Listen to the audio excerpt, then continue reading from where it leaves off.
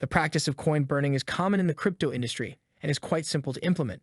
Many projects use coin burning to preserve their assets' supply and demand ratio.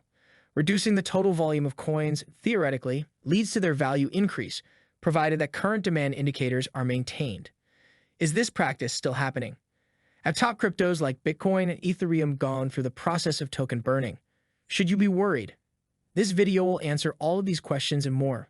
Hello everyone and welcome back to the Metaverse Economy channel.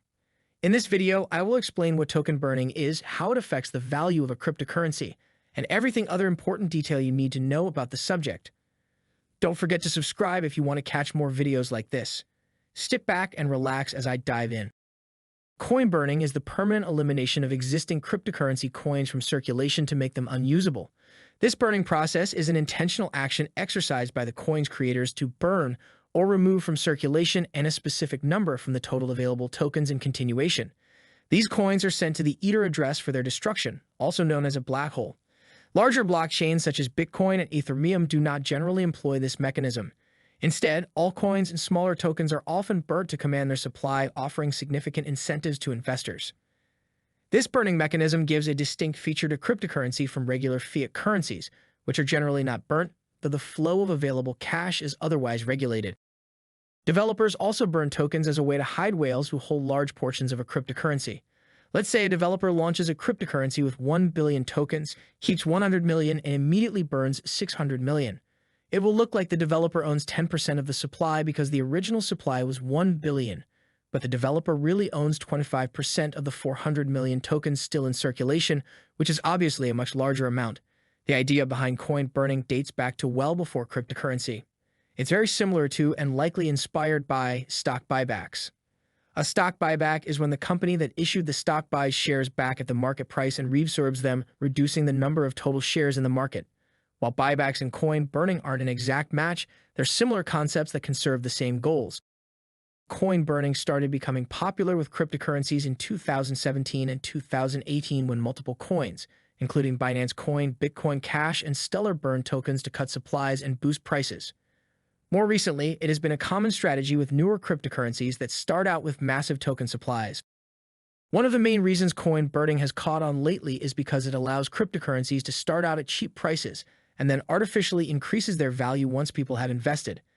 A new cryptocurrency can launch with 1 trillion tokens worth a fraction of a cent and attract investors because of the low price. Later, the developers can burn billions of tokens to raise the price. One of the most popular ways crypto projects carry out a burn is to buy a certain amount of tokens from the market to get it out of circulation. These tokens are then transferred into a frozen private address called a burn address. It's a one-way address with no ability to reverse the transaction or withdraw the coins. The burn address to which the tokens are sent can never be recovered because there is no private key corresponding to that address. For all practical purposes, the asset no longer exists and has been burned. A good example is the Binance quarterly burns, with the most recent one happening in July 2020. The company has burned around $60 million in BNB tokens since the inception of the quarterly burns. Ripple, a top digital asset, also does this but uses a different method. It reduces the number of transactions allowed on its network, limiting the possibility of a DDoS attack, which disrupts the normal traffic of a service, server, or network. Another way is by taking the fees used as gas to make a transaction happen faster than usual. This reduces the supply of XRPs circulating in the market on every transaction done. Stellar, another cryptocurrency company, proceeded with a token burn of 55 billion of XLM to increase the coin's value. This burn effectively reduced XLM supply by over 50%. The price effect on XLM was quickly noticeable in the short term, moving from $0.069 to $0.088 in a day, around 25% from November 5th to November 6th. Even stablecoins like USD, GUSC, USC, and HUST have conducted burns of over $2.8 billion.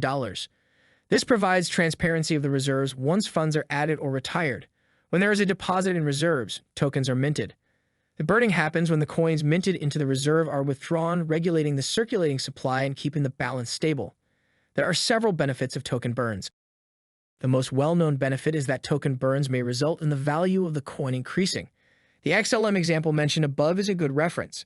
The corresponding increase in the value of each XLM unit demonstrates that token burns impact the price of a coin, at least in the short term.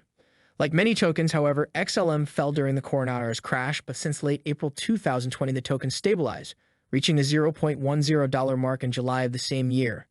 In the case of XRP, the constant burning keeps a steady value of the token and also bets for a long-term price rise.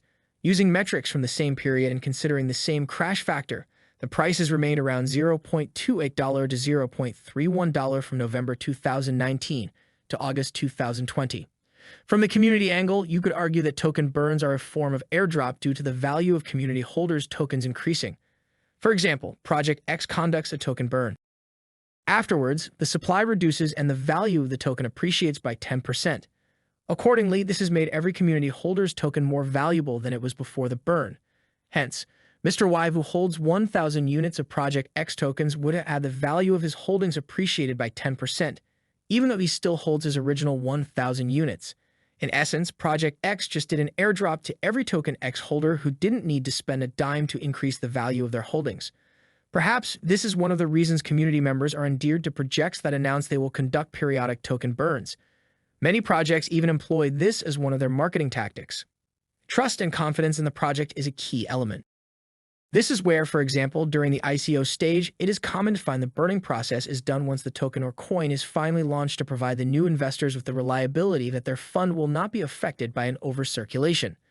Additionally, by reducing the circulating supply of a portion of the circulation of a cryptocurrency like the XRP example we discussed above, the number of transactions gets equally reduced. In a nutshell, a reduction in volume lowers the chances of spam attack, which leaves enough bandwidth for health transaction count on the network. It may seem like token burns are designed to give projects an edge, but the reality is that the mechanism is beneficial to both developers and investors. In many cases, burning tokens can help stabilize a coin's value and curb potential price inflation. The stability gives investors a greater incentive to hold the coins and keeps prices at more favorable rates, which therefore keeps network uptime and bandwidth healthy. Token burns also project a sense of confidence and reliability, especially at early stages of a coin's development. Another major reason why projects burn unsold tokens after ICO is to give investors greater transparency. A company that sells undistributed tokens on an exchange might gain an additional profit but might open itself to allegations that it exists for profits alone. On the other hand, the promise that projects will only use the funds raised for business operations shows a commitment to investors and values their tokens at a fairer price. For projects like Ripple, token burning adds security for users and lets them safely expedite their transactions without perverse incentives. Because there is no incentive to charge higher fees other than for faster execution, users can trust that the network will be used more responsibly.